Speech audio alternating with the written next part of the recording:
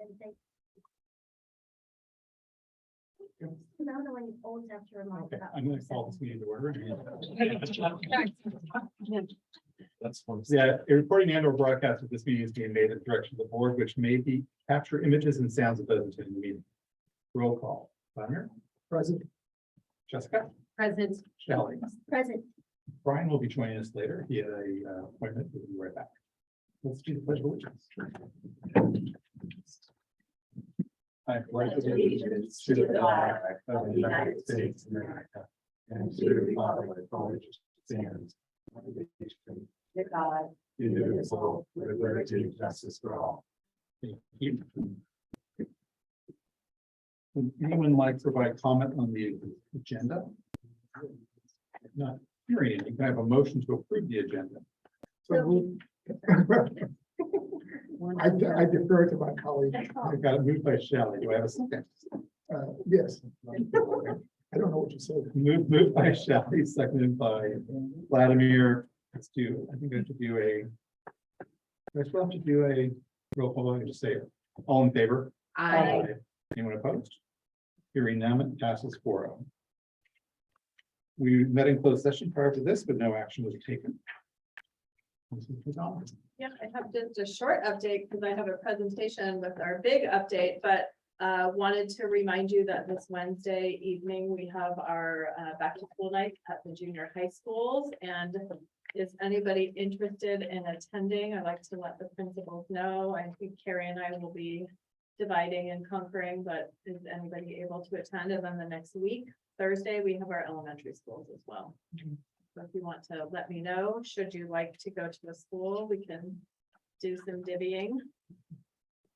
We're doing now or learn when? I'll let her know that there. Okay, work your schedule. Yeah. Yep. So Wednesday, junior high, next Thursday, not this Thursday, next Thursday is elementary, the first. And if you just want to let me go, I'll make sure we're not double upping. And then my only other item is I had a lovely meeting with our new chief of police this afternoon.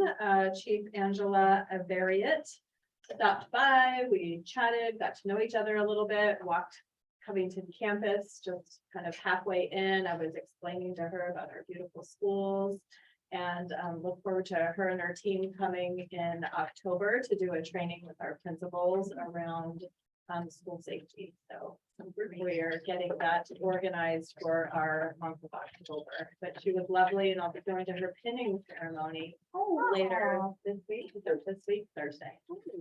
Yeah, very exciting. That's it for me. Great, thank you. Moving on to the consent calendar. Would any board members like to provide comment on the consent calendar? It turns out that on the purchase order, there are a couple of big ticket items that I was just curious about.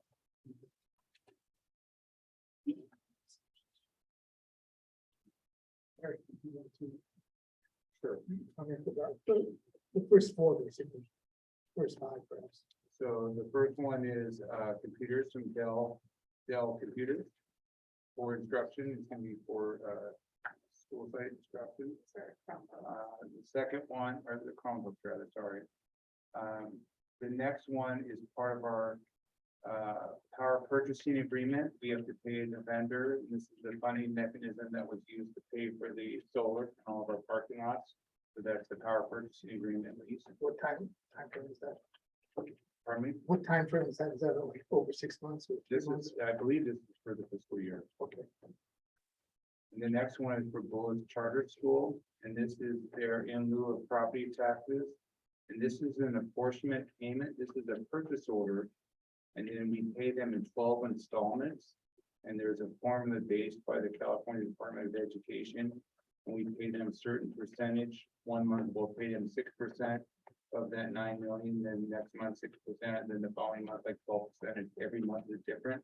That's a formula based on CDE. The next one is PG&E, and this is about half the fiscal year of electricity and gas. And there's one section on there is for Bullis Charter School. We have a sub-meter set up for Bullis, and we pay the bill, and then we back charge Bullis Charter School for their use of electricity. And then the last one is our JPA, and this is for the Joint Power Transportation for Special Ed students. And Santa Clara Unified, they actually are in charge of the transportation and the coordination of all the transportation. And then Fremont Union High School District is the fiscal agent. They actually are in charge of all the accounting and fiscal management of the transportation. Santa Clara is a very large school district. They have a big transportation department. So they help us manage all the transportation for special needs students. That's the first file. Okay, that's fine. Thank you. Okay, you got it. Any other questions on consent item?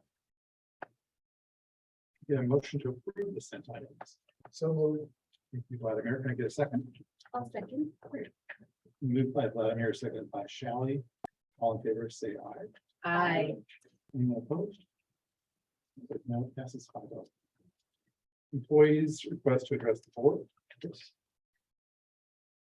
Well, hello, everyone. I'm back. I wanted to start off by saying I really appreciated Sandra's welcome back slideshow for our teacher day. And she talked about how we all function as a team. And I really like that mentality.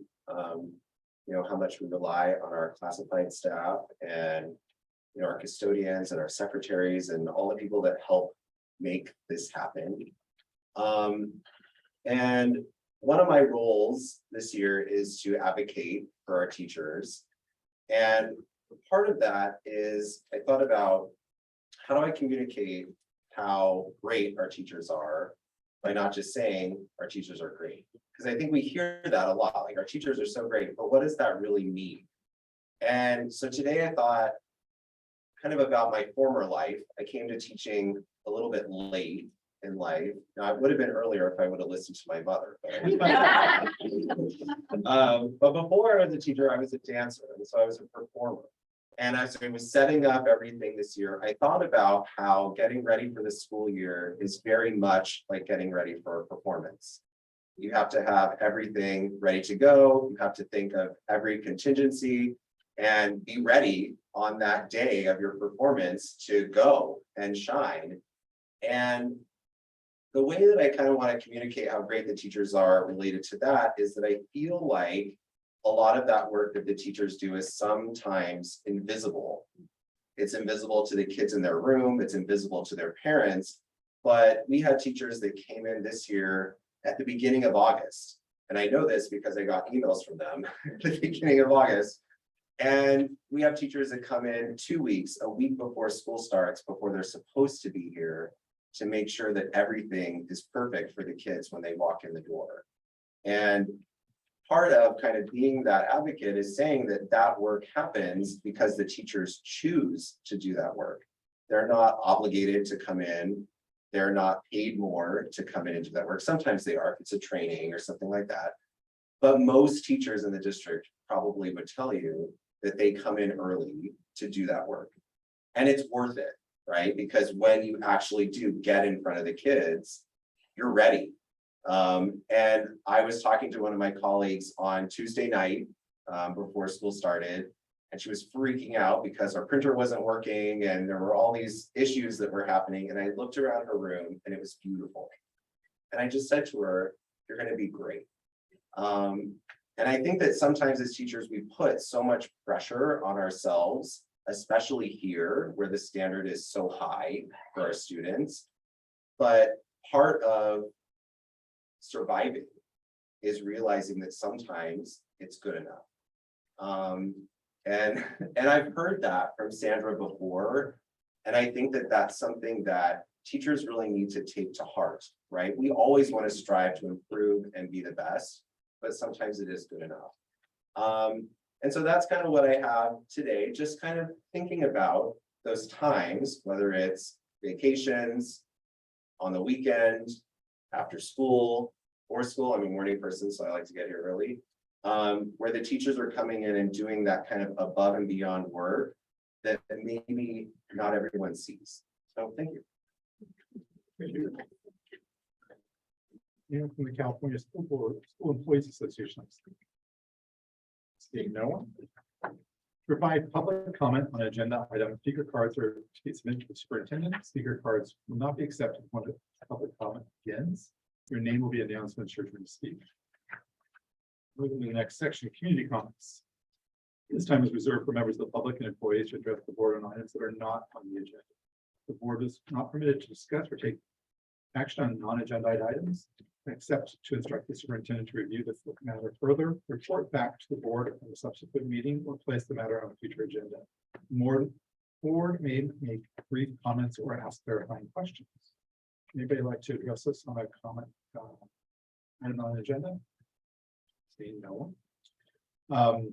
H1, opening of the 22-23 school year. Well, good evening. I have just a short opening presentation tonight because both Carrie and Eric are going to go into kind of some detail.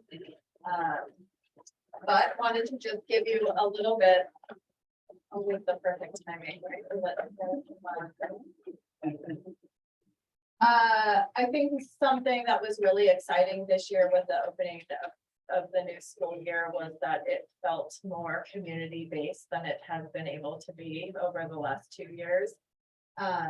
So all of our schools hosted great community-wide events, bringing families, bringing new students onto campus, whether that was our schedule day. We had picnics and barbecues, we had lemonades and popcorn.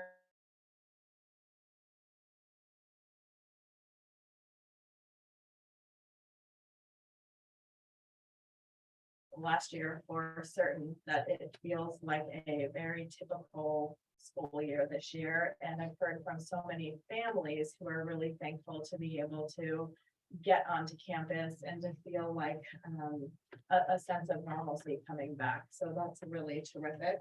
Of course, as we got ready for the return to school, we did ask all of our students and staff to test and passed out tests with many of you folks.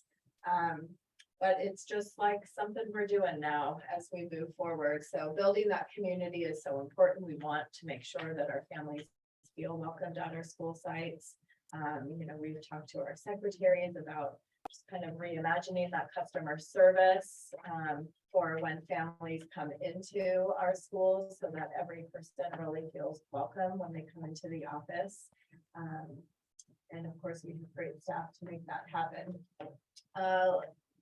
Last Monday, a week ago today, we did launch our new year with the staff who was working on Monday. We had our big back to school gathering at Egan. It was really my opportunity to launch a new school year, which was really exciting for me. A couple of you made it, which I very much appreciate, and just wanted to briefly talk about the 3 things I talked about with our staff. That I think are so important. That what I told them is I realized that I have big shoes to fill coming in behind Jeff's tenure here, and that we've all been through so much getting through the pandemic or learning to live with the pandemic. So those 3 pieces that I really talked to folks about was how can I, as superintendent, working with our leadership team, empower the people around me. That's our principals feeling empowered to become the instructional leaders that they really want to be.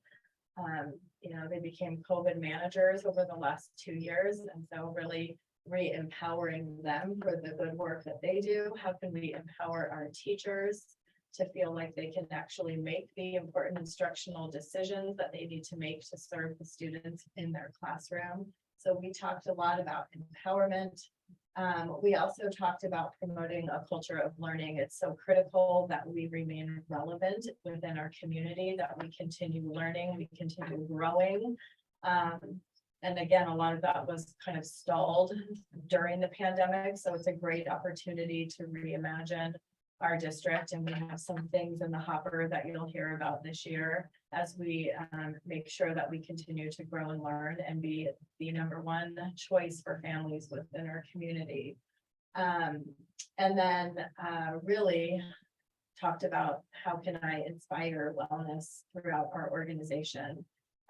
You know, Chris talked about the mentality of good enough. Sometimes we don't need every single thing we're doing to be perfect. Some things it's just fine to be good enough, and other things we might give more attention to. We want to make sure that people are taking care of their mental health, that they're taking care of their physical body, that they're sleeping, doing all of those things, so our staff can be present for the students that they serve each and every day, and that's across our organization. And then I was thrilled to welcome the two doctors, Dr. Romeo and Dr. Hawkins. I can remember, I've only talked to for them to launch our CID wellness program with staff. So you'll hear more about that in, I think, another 2 board meetings. We'll have an update around wellness for you all, but it was really fantastic to hear from the doctors and really talk about taking care of ourselves and how when we live our core values, we are able to find more joy and belonging and direction in our work. So it's a great preventative tool for us to use across our organization. So you'll get more on that in the future.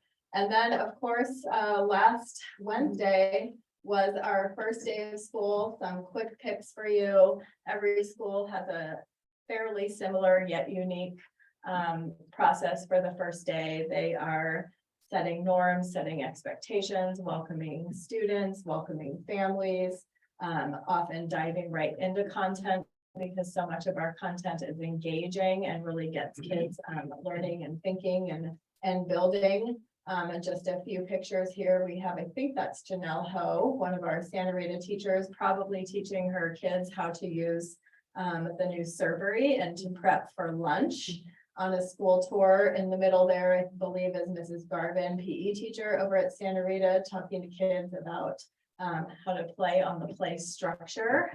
And then lastly, of course, we have the crazy PE department over at Egan, who were welcoming kids back and so excited to be able to run a great PE program at Egan this year with really no limitations, which is fantastic. So very excited about that. I think that might be my last slide because you're going to get all the meat later. Any questions? If anyone would like to make a positive comment, please submit a speaker comment. Any comments? Is there any questions or speaker cards? Great, thank you, Sandy. Yeah. Spring student data review.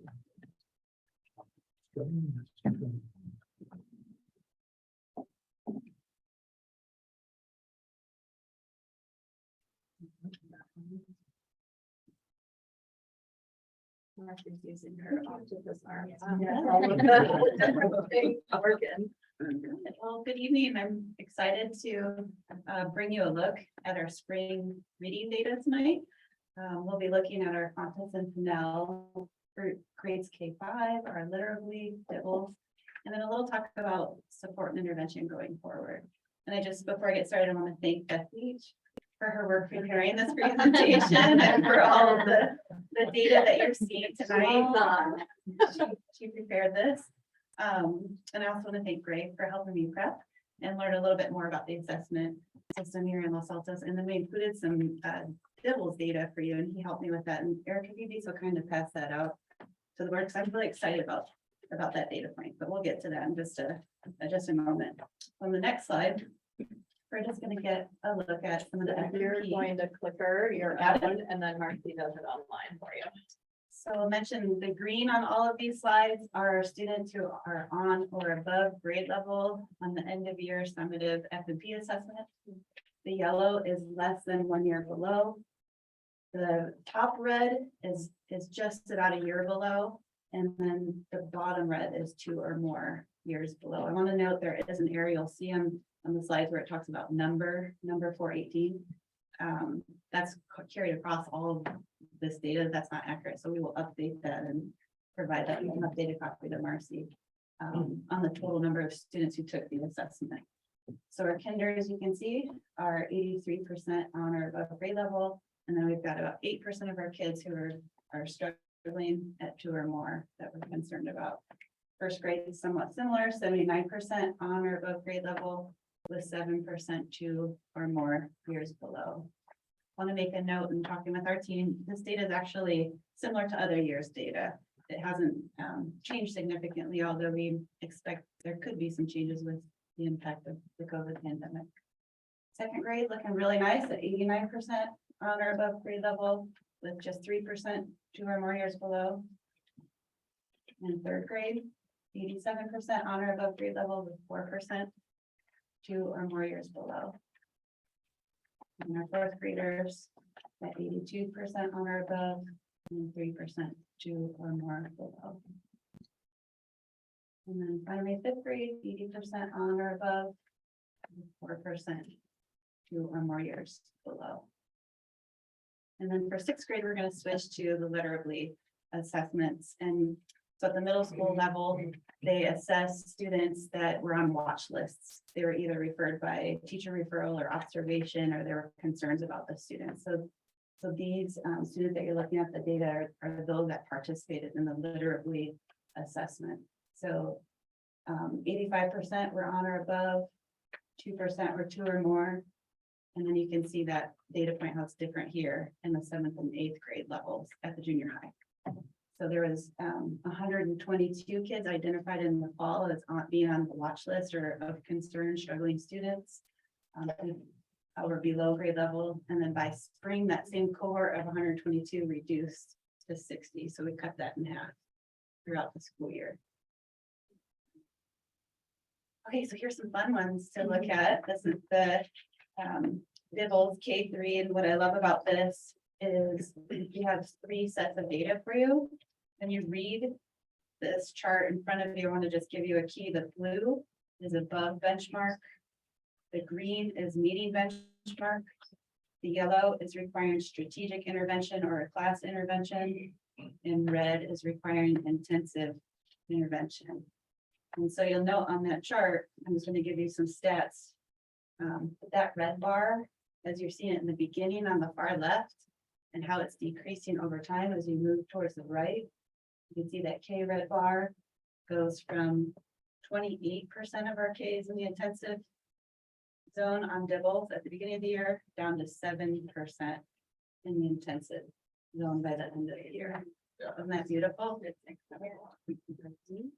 And that trend just continues. Look at that first grade bar, 17% at the intensive level, down to 4% by the end of the year. Even if you look at strategic and intensive combined at first grade, that would be 25% at the beginning of the year, down to 9% at the end of the year. We're really happy with this data across the board, and it just goes to the, what Chris was talking about with our teachers and the good work that they're doing for our students, and then the interventions that you all have in place here in Los Altos. It's impressive. Russell, can I ask you a quick question?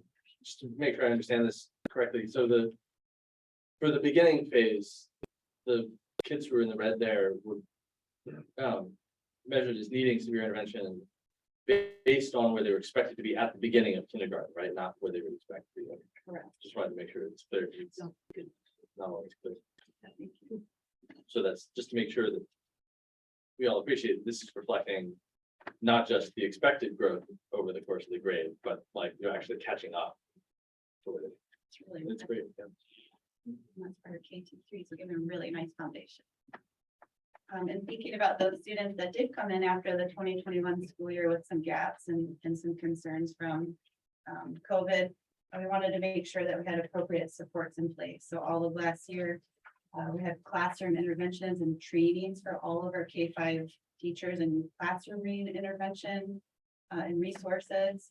We also expanded our reading intervention services. For example, San Rita and Allman both had full-time interventionists.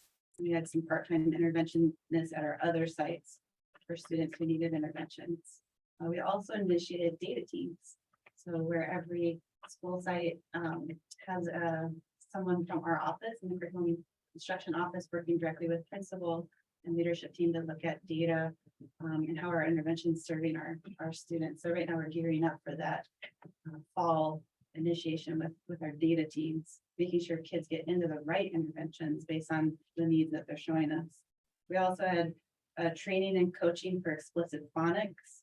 So we looked at teachers who were getting results in our classrooms already in phonics, so we could replicate some of the bright spots and train others in the same grade level with those strategies.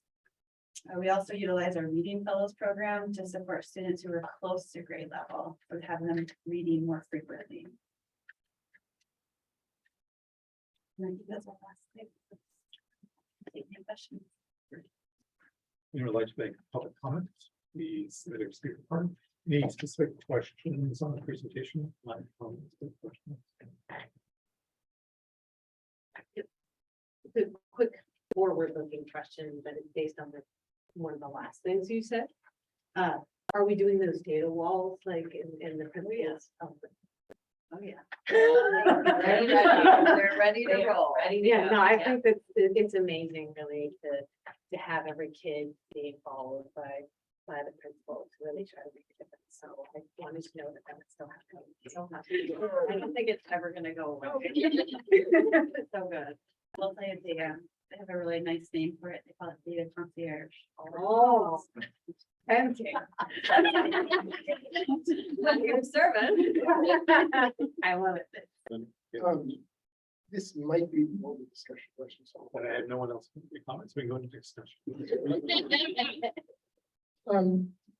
The fourth grade, I mean, so I was looking for the differences in, the data.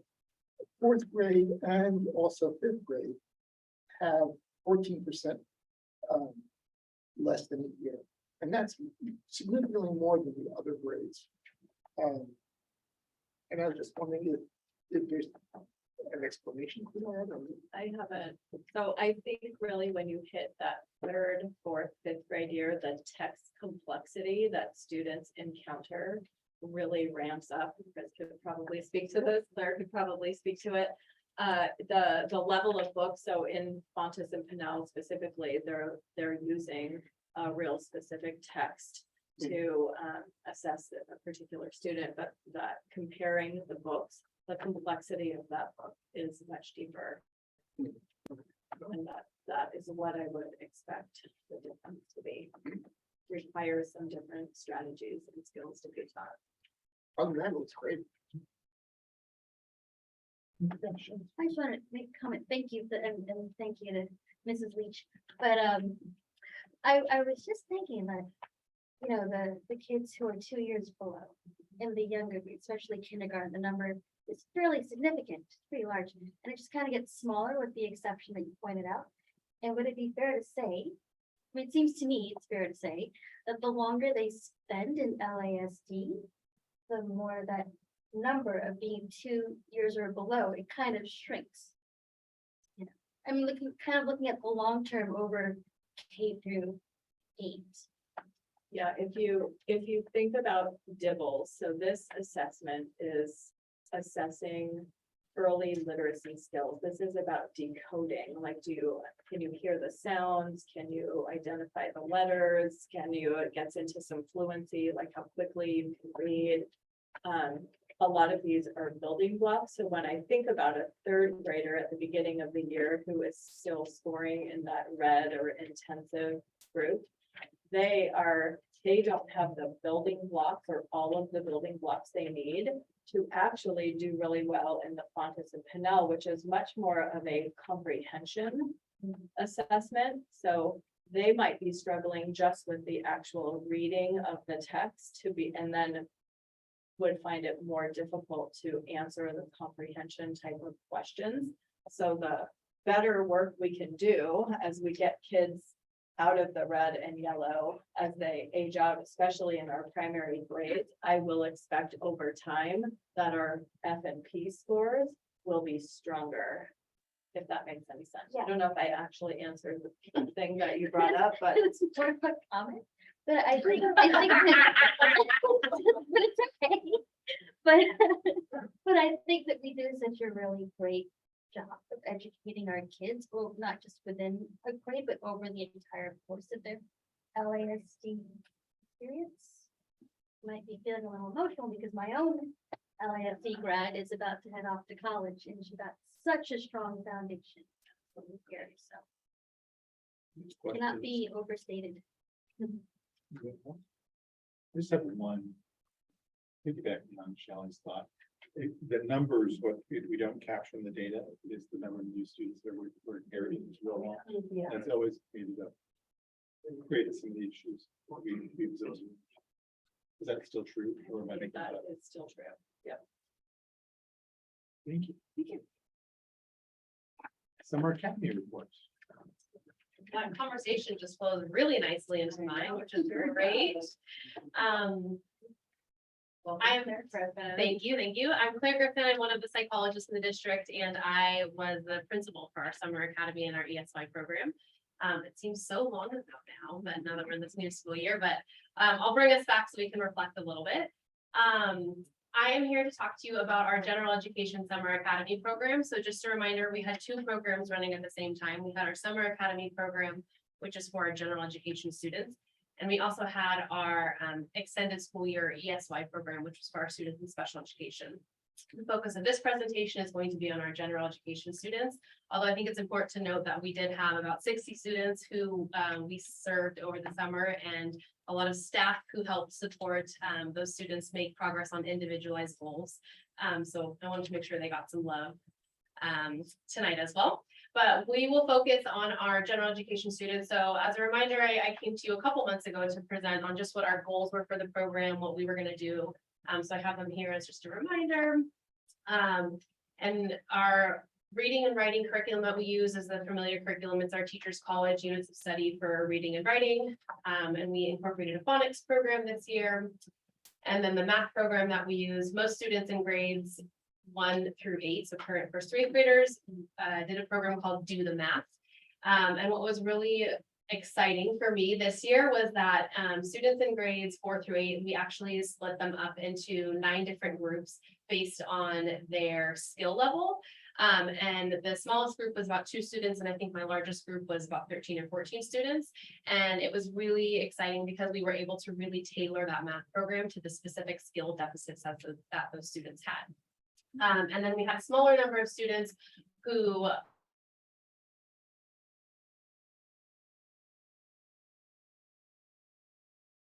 program called Context for Learning. Our STEM program, I reviewed this before, it was our engineering is elementary. We got a lot of good feedback about that. It was very engaging. The teachers really liked it a lot, and so it was a success. So our attendance and enrollment for our program, we started off with 148 students enrolled. And on day 18, which was our last day, we had 121 students enrolled. So just to give you some context, that last week of school was the week of 4th of July. So we didn't have school on that Monday, and it was a short week. We noticed a lot of students and families took vacation that week, so our attendance pretty significantly dropped off that last week. But on the right there, you can see where our students came from, and most of our students came from Almond and Santa Rita.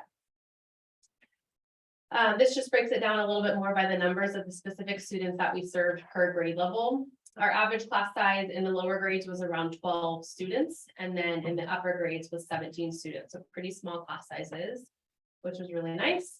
And then just our staff, we had 10 amazing classroom teachers. We had 5 instructional aides who supported all of the teachers, and then we had about 10 volunteers who came throughout the summer in a variety of capacities to help out. I also think it's really important to note that we had a really strong partnership with the YMCA. So our school day ended at 2 o'clock. They provided additional care from 2 to 5:30, and they averaged about 60 students every day who they served. And then they also provided an additional 2 weeks of care, all day care, after our program ended, and they had 28 students attend that program for an additional 2 weeks. Communication. So each week teachers sent out weekly newsletters. This was in the form of an email. It just had highlights from the week of the academic area, some upcoming dates and important reminders. And then at the end of summer, we sent a progress update, which again had just the high level highlights from the areas of reading, writing, math, and STEM. Had some areas of success and then suggested next steps. If we had any raw data to share, we shared that with families. And then this week, actually, all of our district concierge members are sharing those updates with principals, who are then going to share them with teachers. So any teacher who had a student who attended summer academy is going to know what they worked on and next steps to support them going into the school year. So results. Okay, so it's really difficult to measure what kind of growth happens in 18 days.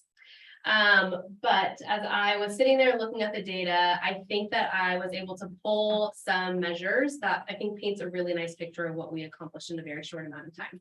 So we talked about the DIBELS screening. So we use that over our summer as well to monitor students' progress. And we administered it on day 1 of Summer Academy, our program. And then we also administered it in the final weeks. We were able to compare that data. It's the same screener that we use throughout the school year. So it's a familiar tool for our students. And it really breaks down those critical skills that are needed for reading.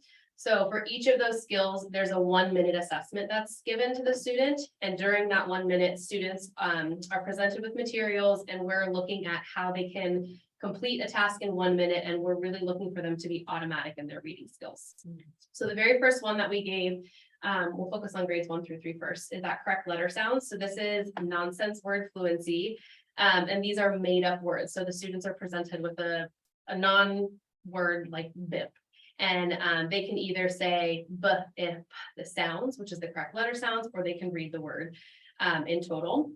And so for correct letter sounds, to give you guys a little bit of a measure, students who are making average growth throughout a school year, which is roughly 30 weeks in the school year, in grades 1 through 3, they grow by about 25 letter sounds per year. So at the end of their grade level, they can name 25 more sounds than they could at the start of the year. Our students in summer session, who were there for 18 days, they were able to read 7 more sounds on average than they could at the start of the summer. So they were able to identify those sounds more automatically, which is a pretty huge success. And then the next measure that we gave was for reading words. So again, in a typical school year, for example, in first grade, if we take first grade students, they move from about 5 words in a minute to 15 by the end of their school year. So in summer, our students on average were able to name 12 words in a minute at the beginning of summer, and by the end of the summer, they were able to name 14 words. So they grew on average about 2 more words per minute in those grades. And then when we look at the upper grades, grades 4 through 8, we used oral reading fluency. So students were presented with a passage that they read aloud, and then the person giving that assessment listens for errors. And we want to just really focus on how accurate they are at reading. So in the upper grades, no matter what grade you're in, students in those grades read with about 96% accuracy. That's the benchmark that we're looking at across the year. Our students started the summer on average being 91% accurate in their reading skills. By the end of our summer academy, they were on average reading 96% accurate. That's a typo right there. It shouldn't be 5 words per minute, it should be 5 percentage points. And I think what's really important to note about this is that on average, our students were at the benchmark where they should be by the end of summer, which is great.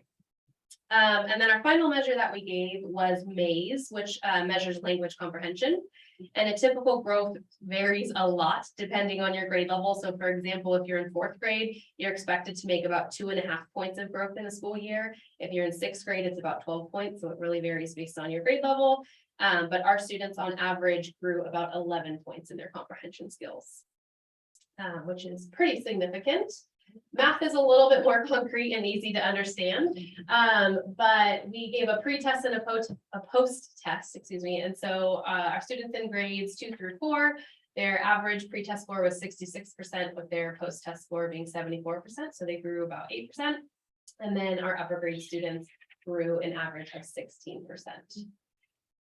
So some conclusions that we can draw from this is that, of course, there are limitations when we're looking at only 18 days worth of data. But when we kind of hone in on some specific measures, we're able to see that our students gained some really critical insights, and it shows that our students did make growth over the summer, which is really exciting. And that is all completely, I do not take any credit for that. That is purely the result of our teachers that we had. They're amazing and incredible. So some successes that we had over the summer, I think the program goals that I laid out at the start of the presentation, I think we met our goals, which is great. Our students showed that they were able to grow in a very short amount of time. Students and teachers shared really positive experiences. Towards that last week, I was going around having conversations with kids saying, are you so excited that your summer's finally starting? And so many of them said, no, I'm gonna be so bored, or I wish summer school was longer. I said it before, but we had incredible and amazing teachers. It was no doubt the highlight of my summer. Everyone says, how was summer school? And my first response is the teachers were incredible. They were really, really amazing. They had the same motivation and enthusiasm that they carried throughout the summer that they did in the school year. And then we had amazing support from the district office to gather the correct materials and make sure that all the teachers were trained with the stuff that they needed to be able to teach.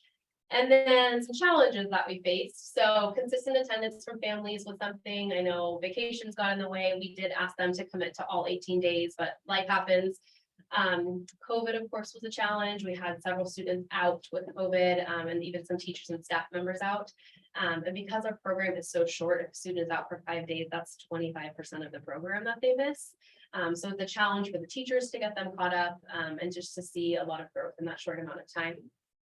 Another challenge was teacher interest initially of wanting to work over the summer.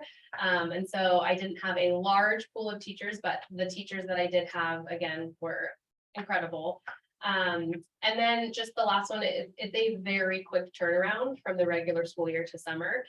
So our school got out on Wednesday, and that following Monday, we were up and running with summer school. So it's a lot to ask of the Santa Rita teachers to get out of their classrooms and make sure that it's all set up for the summer school. And then on the other end too, it's a lot to ask the summer school teachers to close up their classrooms in a day and get maintenance in there to clean and set up for the rest of the school year. And then my recommendations for next year, I was really proud that we used data to determine who gets invited. And I think this year we have a plan to collect even more data. And so that is something that I think is just going to be really beneficial in making sure that kids are getting what they need in the program.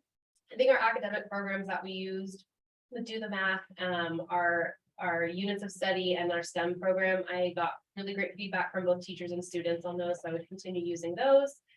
I think there's an opportunity if we continue having both programs on the same campus. I think there's an opportunity to integrate the two programs a little bit more to more closely mirror a regular school year. So whether that looks like some mainstreaming with our special education students, but I think there's definitely some opportunity there.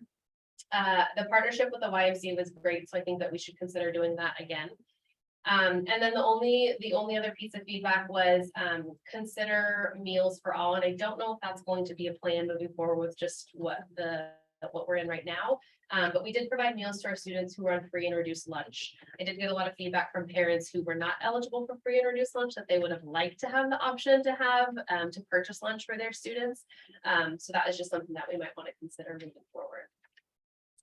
I think that's it. But last, I just want to say, I know several of you visited, so thank you for visiting. The teachers were really excited, and the students were excited too. I had one student in particular who really wanted to know who owned all of the schools in Los Altos. And I didn't have an answer for her, and so I said, yeah, I should have said C, but I said, I think this is does. So when Sandra came to visit, I pulled that kid aside and said, oh my, you're so excited. It's like she met a celebrity.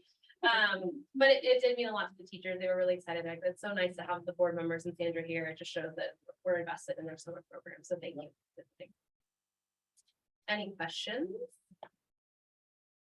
I have one quick one. Yeah. When you mentioned the 4th through 8th grade math, I wanted to just make sure I understood. You pull them into different groups based on their levels, so it's different grade levels. Yeah. Okay, that's what I thought, but I wanted. Yeah, it was a little chaotic at first, but then moving all around, but then they got it. And we were able to leverage the aides in those positions, so that classroom teachers and aides were all teaching students at that time. Yeah. Any questions, Tom? Yeah, just a couple of quick questions. Forgive me if I missed it, but did you try to do any kind of survey of parents and maybe even the older students kind of at the end of the year to sort of see what from their perspective or if it didn't work? I didn't. I wish I would have though, because I think it would have been really interesting, but I didn't survey any of the parents or students. Yeah. Maybe next year. Yeah. The other thing I wanted to mention is and this has come up at our DLAC committee. that there are a bunch of people who just don't really get email. And I think there's maybe some overlap between those people and sort of populations that we're serving here. So maybe something else to think about for next year is if there's a technological fix or some way of making it relatively easy for the teachers to sort of communicate more effectively to families, both who may not have English as first language, but also who just may not kind of get emails, because that's the feedback we've gotten before, that we're very, as a district, obviously, we're very email centric, because we all live on email all day. But there's a bunch that are, perfectly responsive to text, or maybe even other programs at this point. that Don't really get email. Yeah, no, it's a good point. And as we were preparing for summer school, we did all of our communication in both English and Spanish and then sent emails as well as hard copies. It was an oversight on my part, thinking as we were getting up and running, making sure those communications continue to be in Spanish and then the report cards as well. So definitely learning for next year. Anybody else? Question? My question would be more about, you commented a couple times, it was 18 days. So is there any ability to extend, and is there any value in this a little bit longer? Yes to both. There is an ability to extend, there is value in extending, and you may remember 3 years ago, we had a 30-day program or something, a 6-week program. It was really a challenge to find staffing for that long of a time. And we had some, teacher changes right in the middle. We had somehow we need to find our sweet spot, because it is a challenge to have staffing for a longer program. And so I think as we explore our opportunities for ELOP this year and set that in place, the YMCA has always been such a good partner for us. So how could we support them with some more academics so we can still get our great teachers who might commit to 4 weeks but still offer a more robust academic extension. I think that's a possibility. I only bring this up, because I did it for years. Could we convince them to job share? Maybe. So they're not having to be there full time 4 weeks, maybe they could trade on. No, What do you think, guys? I think we had one. We did have one job share this summer, which, it was great with communication. Another thing that I will add is, when I was calling parents to get some RSVPs, one of the selling points was the length of it. Was a lot of, not a lot, but several parents did say, oh, if it ends that time, we still have time to go on vacation or take a break. And I did have some parents express too, like, oh, my kid works so hard during the school year. I don't want them in summer or in school all summer too. So I do agree, like there has to be a sweet spot for that. And just some kudos to Claire, because Claire, it is a beast to put this. I mean, you gave all the credit to the teachers, which is They fabulous. deserve it. They deserve it. Claire did so much work to just set up this system to be able to run, and you were a really excellent principal. Thank you, Claire. You were outstanding. Thank you. Thank you very much. Food service update.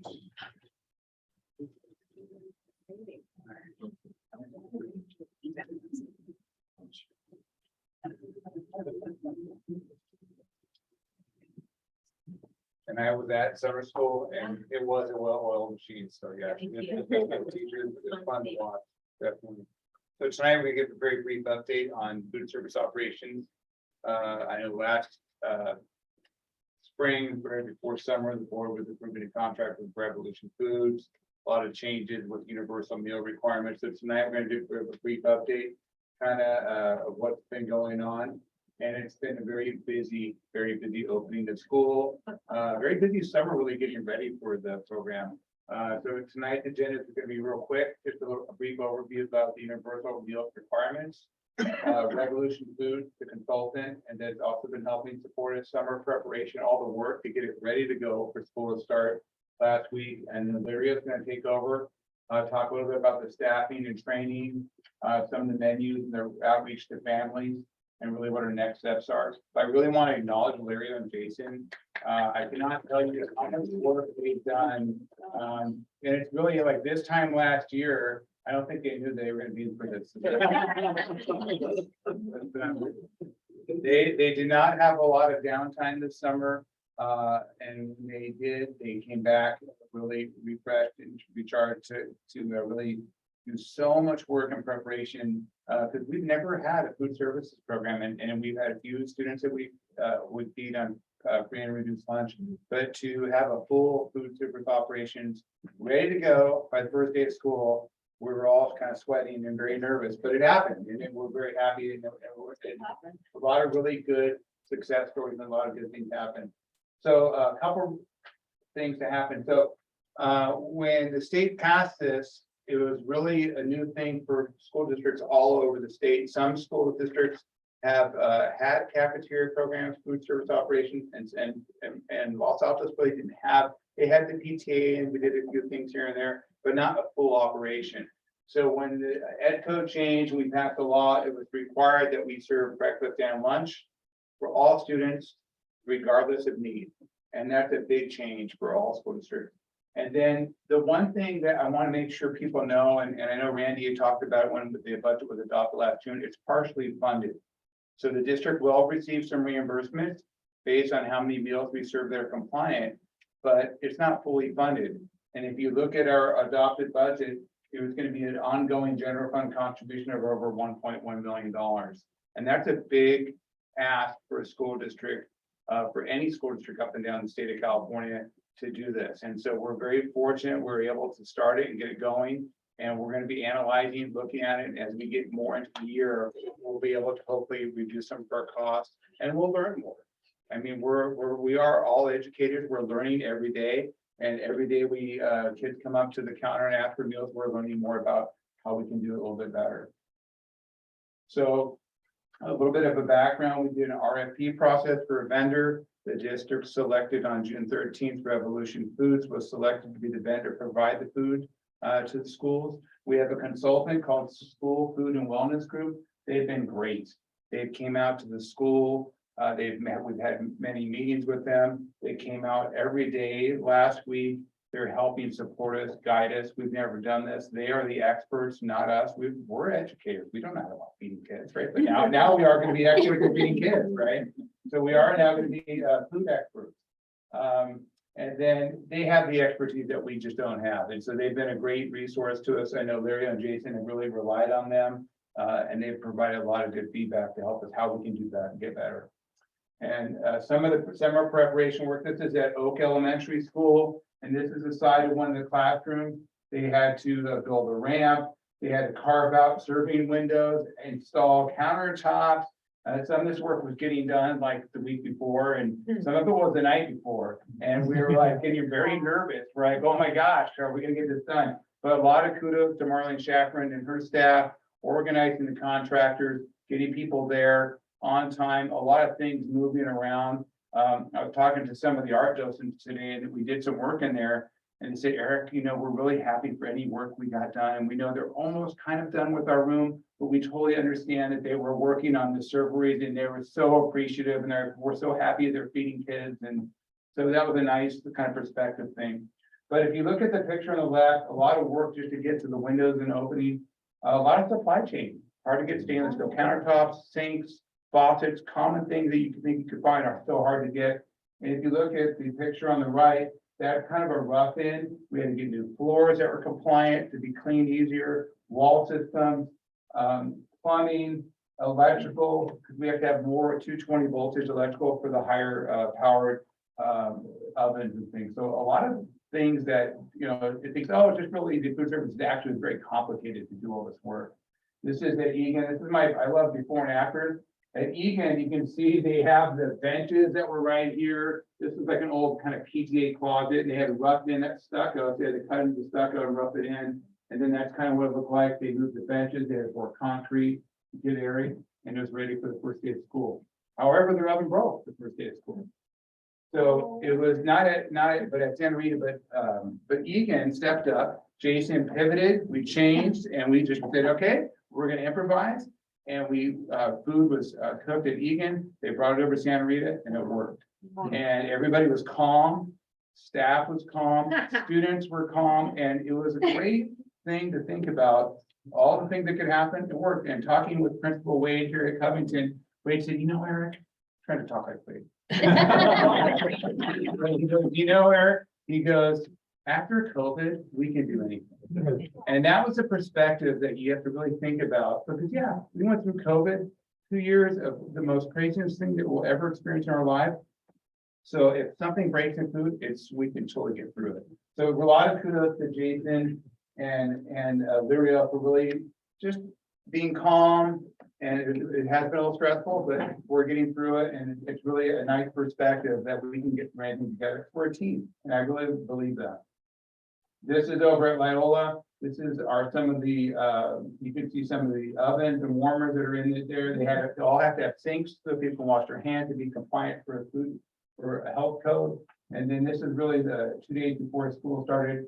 Those windows were done already. And so some of the surgeries needed a lot more work than others. Some needed a little bit of work. They had some new screens and windows, and they were just kind of putting the screens in there. But so much work and preparation. It was just amazing to have it like it got pulled off. And now I'm going to hand it off to Lyria. Thanks, Eric, and thanks for the acknowledgement. And he was right. I did not really know what I was getting into. So Randy lied, by the way. But I wanted to thank actually to you and for this opportunity for allowing me to lead this team. Honestly, I took the opportunity until I told Randy, I'm gonna take a chance in this. I'm gonna get certified. I'm gonna lead the team because I know I have my back, which is Jason. He's the operational guy. He's the face actually of nutrition services. I'm the behind the scenes person. I'm the number person. I'm the rule-based person. So thank you. He's actually our meals coordinator. We hired up to last week 19 staff. However, we lost one, so we are down to 18 right now. So we are hiring. And we have about 4 substitutes, which we're trying to manage around at this point. And we have parent volunteers. God, I did not know how much support and solid and a really tight-knit LASD when it comes to parent volunteers. They showed up, they got certified. Our substitutes are certified too, and I still have parents calling and they want to be certified. So I'm also getting all those certified certification. So kudos to LASD, and I'm glad it's not just Jason, but I have the LASD parent volunteers got my back here. And training.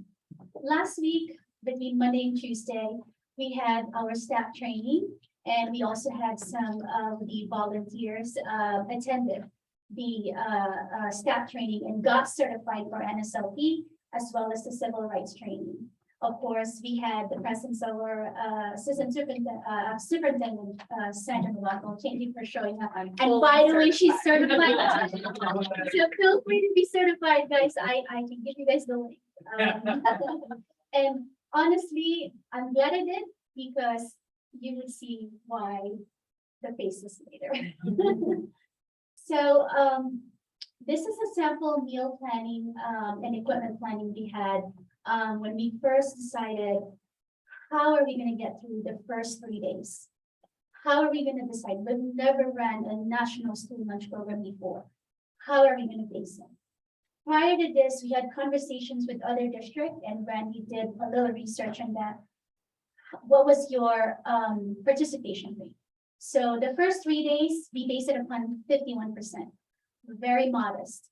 However, it turned out almost everybody showed up. So I'm probably going to say about 60 to 70% turnout. So with the meal planning, we are planning to adjust it this week, increase our number of meals. So don't be alarmed by that. We are on it. More pizzas coming this week. And then also our equipment. As you can see, we have a fully loaded kitchen. We have 3 thermal ovens, warmers, milk coolers, double door refrigerator. It's a fully operating kitchen. We just don't have probably the how do I say that? The campaign oven, because everything is all in one, right? So it's a fully running kitchen. And again, thanks to our facilities department, Marlene had this kitchen up and running. all 4 windows, by the way. So the next one is the menus, and how did we do our outreach? So, early this month in August, we officially launched our webpage. So we now have a webpage in our website under nutrition services. So in nutrition services, we have our monthly or our first month menu that is posted there. And we also have an FAQ. So if you have any parents that wanted to know, or just a basic question about nutrition services, it's there. Any type of like a wellness policy is also posted in there. And every month you'll see some addition in there, probably a newsletter or so, and anything related to the meals, our vendor Revolution Food. So we're planning to add that. And another outreach we did, or our principals did, is to our parent community. This is a very good example of parent outreach by O, and how they have notified their parents on the universal meal program, and that asking to be patient with us. This is a brand new program for us. And again, I know the parent volunteers are really, really, really great. And one complete example was the one in Alvin. There were 2 of them in the line, just helping them mobilize the crowd while they were serving the kindergartens. And kindergartens, they don't really know what they want. So that was really cute. And this is what I was talking about. A picture says 1,000 words. This little girl on the left, you don't know she's smiling, but right behind that mask is actually a smile that she got her breakfast and her milk. And right behind her is another guy who photographed the picture. But this was really cute. This was in Covington. And first day, Wednesday, August 17th, she was there with her parents. And they grabbed the breakfast. And that was the face I was waiting for. I'm like, I'm gonna take this on. I want to see the kids. How do the kids look like here? So this is exactly what I was looking for. And on the picture, on the right side, which is our Allen School, and this is the 2 parents I was referring about. They were there mobilizing the lines during the lunch period, and it was a little bit of a challenge, but we got through it. They were really patient, and they have some ways to understand we need to feed the kids 20 minutes. So we did, with all the meals served. And now I'm gonna pass back to Eric. Thank you. Thank you. So I think next steps is really get feedback from staff. The principals have been great. We're gonna be meeting with the principals tomorrow morning to get more feedback from them on how things we can do. The principals have been really great, supportive of saying, hey, at our school, this works better. And then we let them say, yes, you know your school and your kids more than anyone. And then get feedback from students and families. Last week, Sandra and I were at the foundation meeting they had, and we did a little presentation, and we talked to them a little bit, and then we talked to them about food services. And they were really supportive, and they want to help us. We asked, you could really use your help.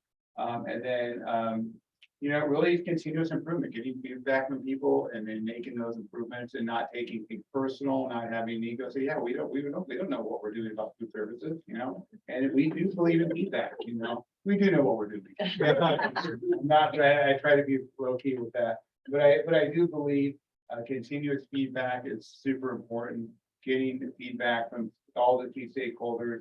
And then we're also going to be meeting with PTA, I believe, on Wednesday, and get feedback from the PTA. They're going to help guide us as well. We'll definitely be asking for them to help volunteers, because volunteers are critical.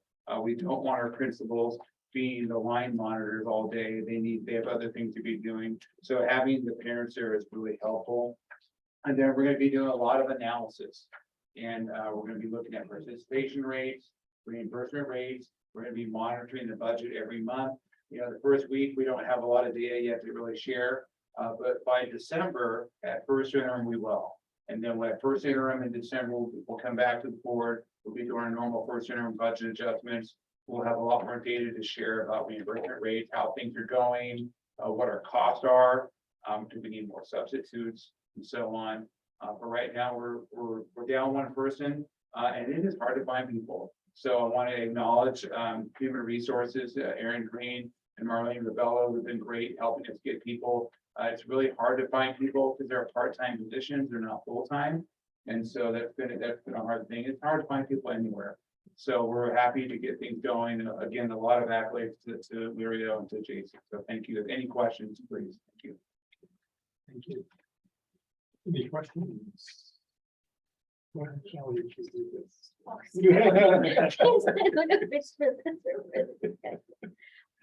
When you report back, can you give us an idea about food waste? Yes. And that's one thing we're looking at, food waste, working with ecology, can we compost things, a lot of things we're looking into. I mean, like, yeah, you know what I mean, like Yeah. kids throwing away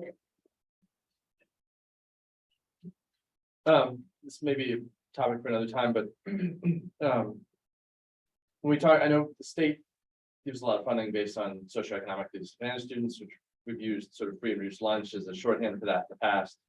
Now that lunch is free for all, I'm sort of wondering whether, 'cause I think I've seen things sort of encouraging families who are economically disadvantaged to continue to sort of register as that. So this may be a question for another time, but I'd like to sort of understand better whether there is a financial impact for us if that doesn't happen, sort of whether that's an ongoing challenge. I'll let Lyria, because Lyria knows all about the reimbursement rates and how much the rates are, and the state has not released our rates yet, but you want to answer that?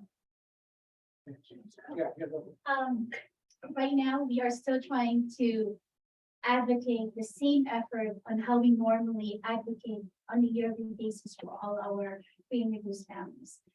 We have to be very careful the way how we languages because it's free for all now. And we might not have a good turnout if we push and push and, you know, what I mean? So it's more targeted now at this point because we know who our families are that are currently in the district that are, we call it DC, which is certified.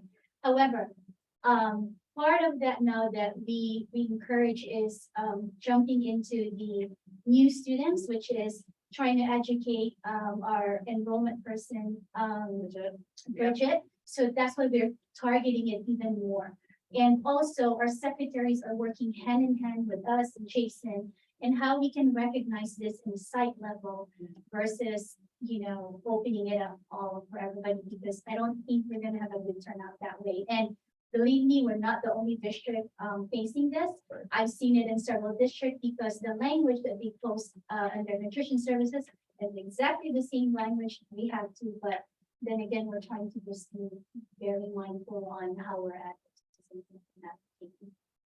And they get other services too, or that's why we're encouraging families to, you know, fill out the form because they get, you know, help with after school sports or other things to be a part of the program and things like that, field trips. Okay, so there is still Things like that. benefit. It's Oh, yeah. There is still benefit, Yeah, just same application. maybe more confusing than.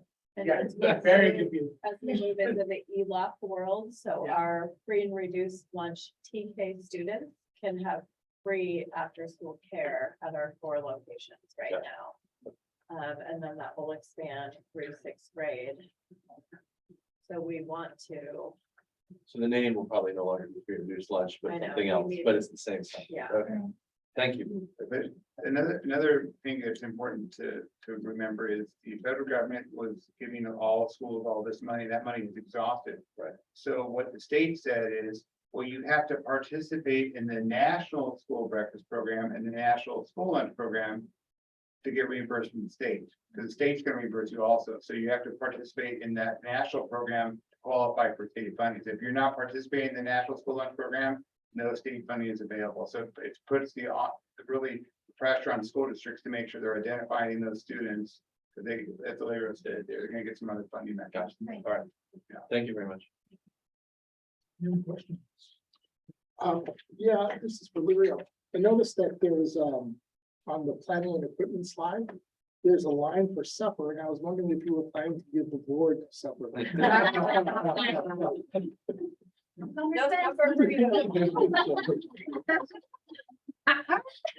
That's one of the things that Revolution Foods offers with supper and snack, for after school snacks and things like that. That's something we could eventually get to for some of our families. Right, and summer school, by the way, summer school. Yeah. So that is intervening. I think that's a yes. Good, thank you very much, everyone. Moving on to item 5, curriculum and instruction updates.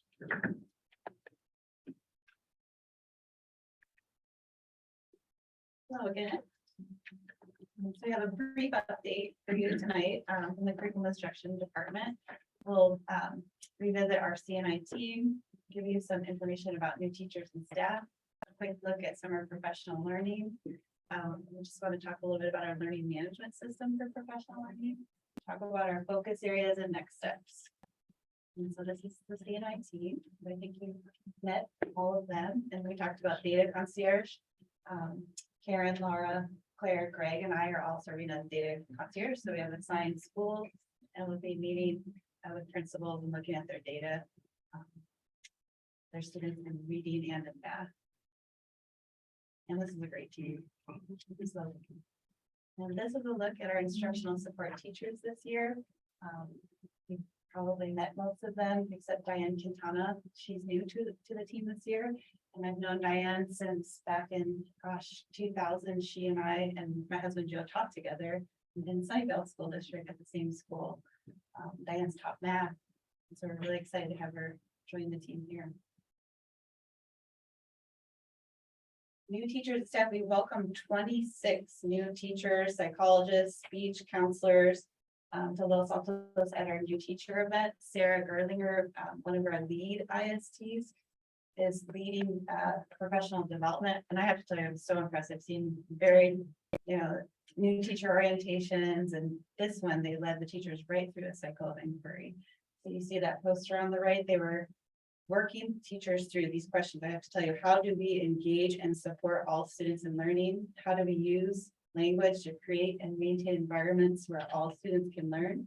How do we foster depth and complexity through rigorous and worthwhile tasks? How do we create equitable and inclusive classrooms? And how do we develop critical thinking through hands-on learning experience? And Sarah was an expert at leading our new teachers through video observations, artifacts of documents and reports from LASD to define what does teaching and learning look like. And what a great foundation for our new teachers to have. So you can see this is one of the posters that one of the groups wrote afterwards. Teachers and LASD create classroom environments that are interactive and engage all students in various ways with the goal of being welcoming, inclusive, and challenging. And we had teachers throughout the district involved in other summer professional learning activities. Sandra and Greg and I went up to KCI, or the Health Center, and saw a number of our teachers participating in a cohort there. We also had teachers engage in our core curriculum, professional development, planning for our TK, and then you can see our principal, Wade, who led a session on wellness for our staff. We also had extensive training for our instructional support teachers that was led by Greg Drummond, getting ready for the school year. And we hosted a leadership team retreat for all of the principals and district office leadership team members. Twig Science is our new K-5 science adoption, and we had 93 who attended our workshop before school started. You can see on the right, that was the upper elementary. We had such a big group, we had to break them into 2 different rooms. And that was a really good day. We were really thankful to the Twig folks that came out and led that professional development. And then the launch of our learning management system. So there are courses that teachers can do asynchronously online in targeted areas, including in the level literacy intervention, academic conversations, sentence combining. We're just building those depth and complexity. That's a really fun tool for us to video record lessons using Flipgrid, giving folks discussion boards and blogs to learn about some of our curriculum initiatives and professional development on their own time or at their own pace. And so I've been working through some of the courses myself, and I'm like, oh, I recognize that voice. Sarah Gerlinger was leading our academic conversation course. So it also, I think, attaches teachers to some of our ISTs out in the work as well. So next steps are we're in full gear planning for our professional development days. We have one in September and one in January. We're also working on refreshing our professional learning community process at both of our schools and trying to align that with our professional learning plans and goal setting conferences with our teachers and PD strands that they're interested in. And we're looking at curricular adoptions in other areas, including 6-8 science, our comprehensive sex ed, as well as continuing to be innovative with our instructional strategies and processes and finding those bright spots. Where are we getting the best results and how do we replicate those across classrooms in the district? And then continuing the work that was started last year with our new teacher induction and then our teacher support program is a huge area of focus for us. Thank you. Any questions? Audience here? Seeing that? Move on to number 6. Thank you. Thank you. Consideration of adoption and findings and ratification of the Second Amendment to the Joint Use Agreement with Stepping Stone Municipal Board. Eric, that's you. So at the last meeting on August 8th, the board approved several contracts and lease extensions with some of our childcare providers. Tonight, we're asking the board, and this is an action item. Tonight, we're asking the board to approve the Second Amendment with Stepping Stones. Unfortunately, we were in the middle of negotiations with Stepping Stones and we weren't able to get this one on the last agenda on August 8th. So tonight, we're going to be asking the board to make findings that this childcare agreement, this lease agreement does not cause any interference with educational programs or activities with the district or cause any disruptions on the property or also disrupt the residents surrounding neighborhoods and jeopardize the safety of children. So that we're asking tonight the board to approve the Second Amendment for Stepping Stones preschool. Any comments, questions on the request? Can I get a motion to adopt findings and ratification Second Amendment Joint Use Agreement with Stepping Stone Preschool? So moved. Thank you, Vladimir. Get a second? I'll second. Okay, I have a motion from Vladimir, a second from Shally. All in favor, say aye. Aye. Anyone voting no? Looks like not, so a 5-0. Eric. So tonight, we're also asking the board to approve the Third Amendment to Stepping Stone. Very similar to the Second Amendment, which extended the date of expiration until October 31st. Again, this is an action item. This will allow us to finish our final negotiations to do a 5-year lease with Stepping Stones. We feel we're very close, working with Mr. Kenyon. I know he is working hard to get this done, and we believe we can get this one done before the end of October. Tonight, we're asking the board to approve this and make findings that the Third Amendment and Joint Use Agreement will not interfere with the educational program or activities of any district, school, or class conducted on the property. Also, that will not disrupt the residents and surrounding neighborhood. And then the final item and findings that jeopardize nor jeopardize the safety of children on properties is an action item for the approval of the Third Amendment with Stepping Stones. Any questions, comments? Can I get a motion to approve the findings of the Third Amendment to the Joint Use Agreement with Stepping Stone Preschool? So moved. Thank you, Vladimir. Can I have a second? I'll second. Moved by Vladimir, second by Shally. All in favor, say aye. Aye. Anyone opposed? Hearing none, it passes 5-0. Number 8, Second Amendment of the LASD DCS agreement. Want me to jump in? Yeah, Good go one. Steve. We had reached out to the charter to talk about extending their existing agreement with us for another couple of years, which would have the term end in end of 2025. Yep. School year. And it came back with what's in the minutes, and what we've agreed to is that extension. There is a caveat in there saying that should they require additional space, they would approach us and ask for that, and they would lease it from an existing space. So that was an option, but it was not guaranteed in the amendment that we're putting forward tonight. Any questions or comments, discussion on it? Go ahead. One question, what would happen if we didn't sign this agreement? If we didn't sign this agreement, we go back to top 39, and then we'd have to go through an ongoing negotiation. That's it. Any other questions? None? Okay, can I get a motion to approve the second amendment to the agreement between Los Altos School District and Polish Charter School for 2-year charter school facility solution? So moved. Thank you, Vladimir. Can I have a second? Second. Great. Moved by Vladimir, second by Shally. All in favor, say aye. Aye. Anyone opposed? Okay, abstention. Thank you very much. Board administrative comments. Terry, anything want to share? Your top down. I'll just say, it's been a wonderful first week of school, great being out at all of our sites and helping out with the food service program and observing. Been a really good week, so thank you all for the support. Just reiterate what Carrie said, I think it's been a great first week and really, I think the picture does say 1,000 words. I love seeing kids happy back on campus full time. When they have the meal is bigger than their whole body. And they're walking across, it was really neat to see kids do that. I saw a lot of smiles, so that was really neat to see. Nothing to add tonight. I attended Covington's Hop and Stop, which was nice. It really was nice to see everything back to normal. So I went to that because I wanted to see normalcy.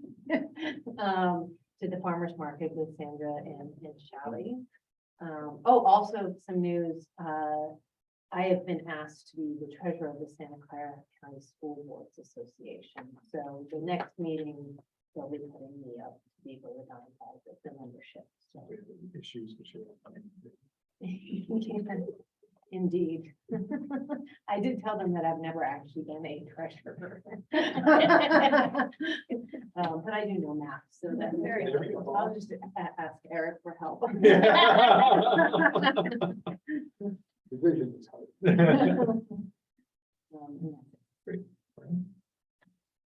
I attended the teacher and staff kickoff, which was great to see everybody. And we have back school nights going. Yes, On the 24th. junior high is Wednesday. Wednesday night. I also attended the back to school kickoff and it was great to see the teachers. It was really interesting to learn about the app and to go through the process myself. So that was a lot of fun. The farmer's market booth was a lot of fun with Jessica and Sandra. It's great to talk to our parents and our families, who are starting the school year. So. Great. I think with that, we'll adjourn. Thank you. Everyone.